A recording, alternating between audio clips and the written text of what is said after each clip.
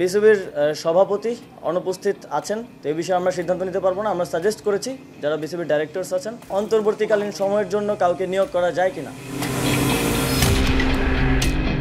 নাজমুল হাসান পাপন গা ঢাকা দেয় বর্তমানে অভিভাবক শূন্য আছে বিসিবি। তার উপর আগামী অক্টোবরে দেশের মাটিতে হতে যাওয়া নারীদের টি-20 বিশ্বকাপ আয়োজনের নিরাপত্তা নিয়ে তৈরি হয়েছে শঙ্কা। সব মিলিয়ে অস্থিরতার মধ্য দিয়ে যাচ্ছে দেশের ক্রিকেটের নিয়ন্ত্রক সংস্থা বাংলাদেশ ক্রিকেট বোর্ড। কিন্তু এই সকল সমস্যা দ্রুত সমাধানের জন্য এগিয়ে এসেছেন সদ্য গঠিত অন্তর্বর্তীকালীন সরকারের যুব ও ক্রীড়া উপদেষ্টা আসিফ মাহমুদ।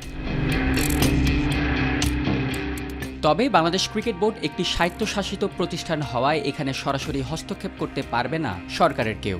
সংস্থাটির একমাত্র অভিভাবক ইন্টারন্যাশনাল ক্রিকেট কাউন্সিল। কিন্তু বিসিবির সমস্যা সমাধানে পরামর্শ দিতেই পারে যুব ও ক্রীড়া উপদেষ্টা। রোববার এ নিয়ে আসিফ মাহমুদের সঙ্গে সাক্ষাৎ করেন বিসিবির ৮ সদস্যের একটি দল। সেখানে আইসিসির নিয়মের মধ্যে থেকে গঠনতন্ত্র মেনে সভাপতির অনুপস্থিতিতে অন্য কেউ দায়িত্ব নিতে পারবেন কি না সেটি দেখতে বোর্ডের প্রতিনিধি দলকে নির্দেশনা দেন ক্রীড়া উপদেষ্টা।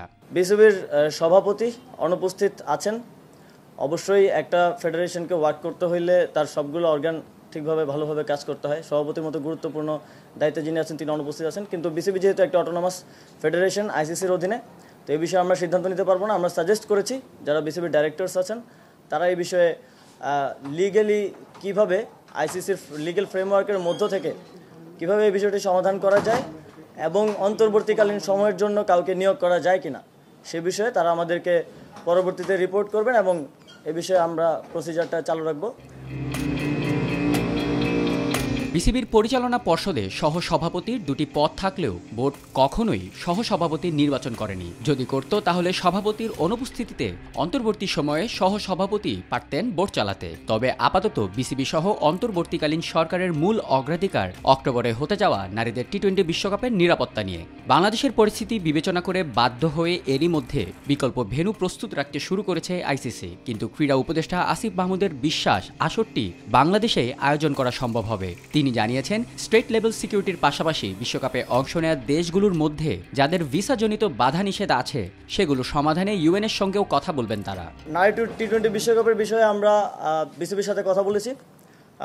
যেই ইস্যুগুলো হচ্ছে তার মধ্যে সবচেয়ে গুরুত্বপূর্ণ হচ্ছে সিকিউরিটি এনশিওর করা।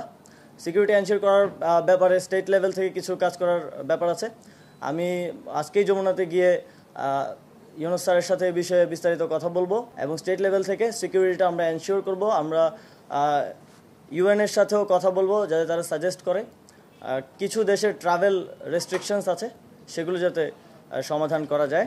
একইভাবে চেষ্টা থাকবে দেশের ক্রিকেটের অভিভাবক বাংলাদেশ ক্রিকেট বোর্ডেরও। বৈশ্বিক এই টুর্নামেন্টের নিরাপত্তা ব্যবস্থা ঠিক রাখতে এরই মধ্যে সেনাপ্রধান জেনারেল ওয়াকারুজ্জামান বরাবর বিসিবি চিঠি দিয়েছে বলে জানা গেছে।